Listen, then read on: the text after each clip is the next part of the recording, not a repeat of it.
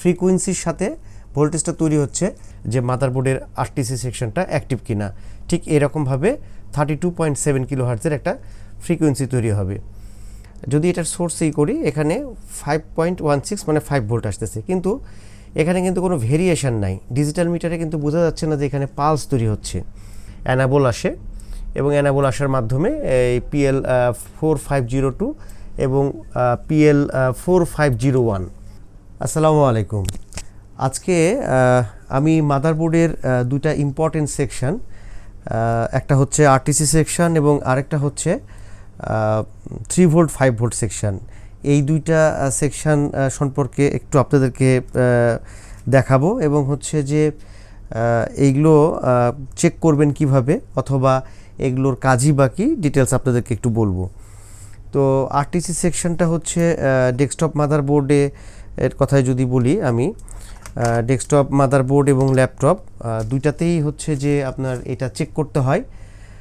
কারণ হচ্ছে যে সাধারণত মাদারবোর্ড যদি নো পাওয়ার হয়ে যায় সেক্ষেত্রে কিন্তু অবশ্যই ফার্স্টে আপনাদেরকে মাদারবোর্ডের আরটিসি সেকশনটা চেক করতে হবে। কারণ মাদারবোর্ডের যদি আরটিসি সেকশন অ্যাক্টিভ না থাকে তাহলে কিন্তু কোনোভাবেই মাদারবোর্ডটা কিন্তু অন হবে না। সো খুব ইম্পর্টেন্ট একটা সেকশন হচ্ছে মাদারবোর্ডের আরটিসি সেকশন। তো আমরা সাধারণত অনেক সময় কি হয় যে মাদারবোর্ড অন হচ্ছে না, হয়তো সেই ক্ষেত্রে বিভিন্ন জায়গা অথবা মসফেট আইসিগুলো হয়তো হটগান দিয়ে রিমুভ করি, কিন্তু আমরা মাদারবোর্ডের আরটিসি সেকশনটা কিন্তু চেক করতে ভুলে যাই।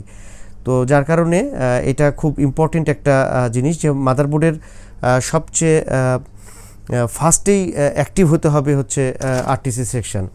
তো আমি এটা মাদারবোর্ডের ডিএসওর মাধ্যমে কিভাবে চেক করতে হয় সেটা একটু দেখা দেব। তো সামনে আমার এখানে রাখা আছে, এটা হলো ল্যাপটপের একটা মাদারবোর্ড, ডেল ব্র্যান্ডের, ডেলের মাদারবোর্ড, আর এটা অবশ্যই লেনোভোর মাদারবোর্ড। তো আরটিসি সেকশন, আরটিসিতে আপনারা জানেন যে এটাতে 32.7 কিলোহার্টজ তৈরি হয়। তো এটা হলো ডিএসও, ডিএসওতে 32.7 কিলোহার্টজ ফ্রিকোয়েন্সি আপনারা দেখতে পাবেন।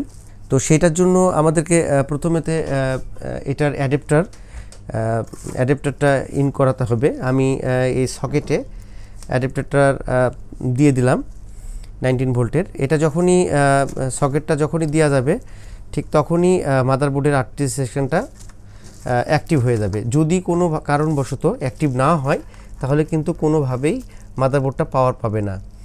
আমি প্রপটা রাখছি, একটু ডিএসওতে দেখাই। এখানে আপনারা দেখতে পাচ্ছেন 32.7 কিলোহার্টজ এই যে ফ্রিকোয়েন্সি এটা তৈরি হচ্ছে।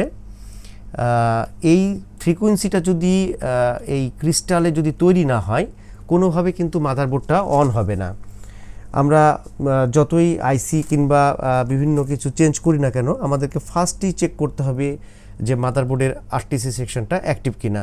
ঠিক এরকমভাবে 32.7 কিলোহার্টজের একটা ফ্রিকোয়েন্সি তৈরি হবে।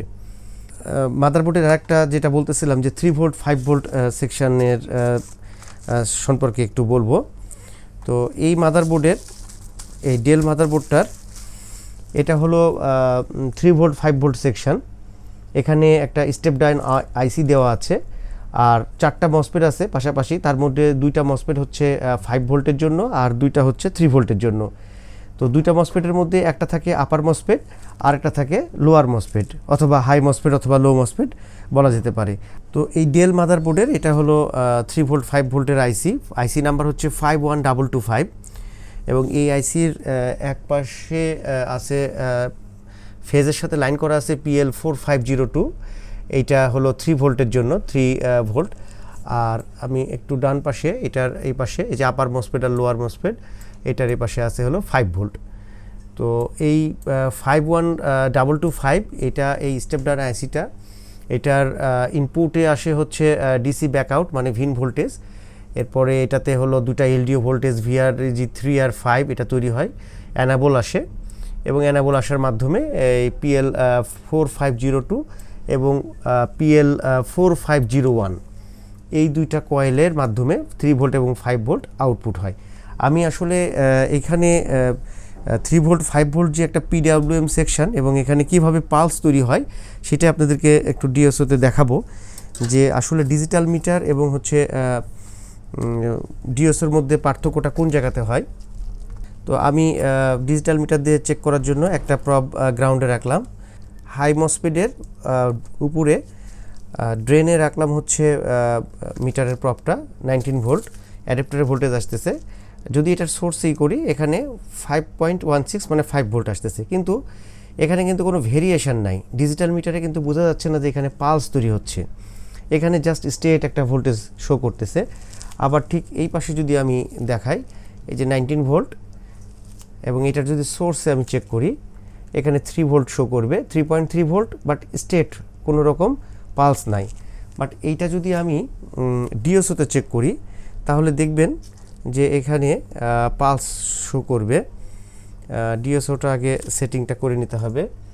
প্রবটা রাখছে আপার মসফেটে এবং আপনারা যদি ভোল্টেজটা খেয়াল করেন 19.6 ভোল্ট এবং এইখানে স্ট্রেট লাইন মানে পিওর ডিসি,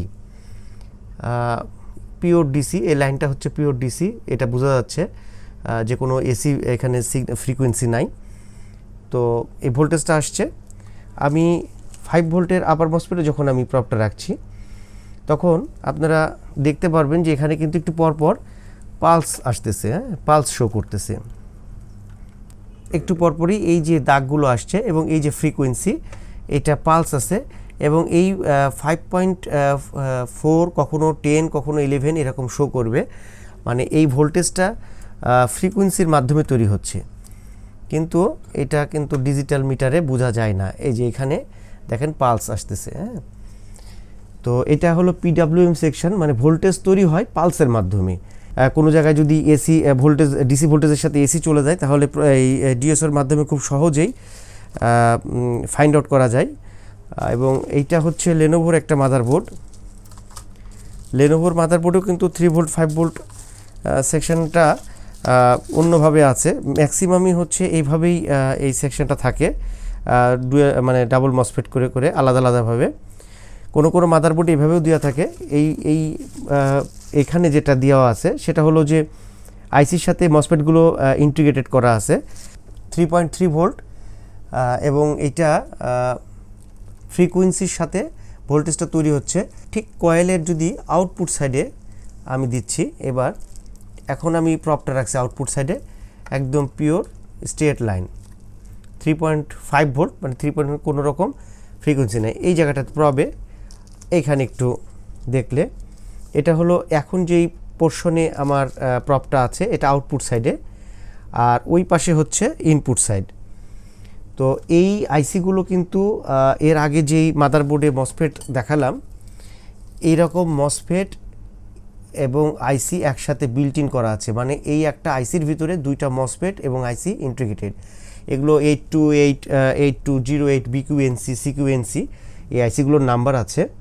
এই যে আইসি এটা হলো 3 ভোল্টের, এটার নাম্বার হচ্ছে 8208 বিকিউএনসি, এটা হলো 3 ভোল্টের এবং এটা একদম মসফেট সহকারে এটা PL 402 এটার মাধ্যমে 3 ভোল্ট অলওয়েজ এটা চলে যাচ্ছে। আর PU 402 এটা এই যে আইসি নাম্বার হলো B8208 সিকিউএনসি, এটা হলো 5 ভোল্টের। তো এটার মাধ্যমে কাজ করছে। এই আইসিগুলো কিন্তু একদম মসফেট সহকারে ইনবিল্ট আর কি। তো মাদারবোর্ডের খুব ইম্পর্টেন্ট একটা সেকশন হচ্ছে এই 3 ভোল্ট 5 ভোল্ট ল্যাপটপের। ডেস্কটপের ক্ষেত্রে কিন্তু আপনার 3 ভোল্ট 5 ভোল্ট সেকশন আছে, সেটা হলো এইখানে এই জায়গাটার উপরেই। অনেকগুলো কোশ্চিন ছিল যে র্যামের কয়টা ভোল্টেজ লাগে অথবা পিসিএসের কয়টা ভোল্টেজ প্রয়োজন হয়। তো সেই ক্ষেত্রে আমি চেষ্টা করব এরপরে অন্য ভিডিওতে এই বিষয়গুলো দেখানোর জন্য। অনেকে বলছিলেন যে আসলে র্যামের জন্য কয়টা ভোল্টেজ লাগে অথবা বায়োস সংক্রান্ত বিষয় নিয়ে, তো আমি বায়োসের জন্য আলাদাভাবে ভিডিও তৈরিও করব। তো আমার এই ভিডিওটা ভালো লাগলে অবশ্যই লাইক করে দিবেন, আমার পেজে যদি নতুন হয়ে থাকেন অবশ্যই পেজটা ফলো করে দিবেন। আপনাদের যে কোনো ধরনের মতামত কমেন্ট করে জানাতে পারেন। ধন্যবাদ সবাইকে, ভালো থাকবেন, সুস্থ থাকবেন এই আশায় আজকের মতন ভিডিও এখানে শেষ করছি। ধন্যবাদ, আসসালামু আলাইকুম।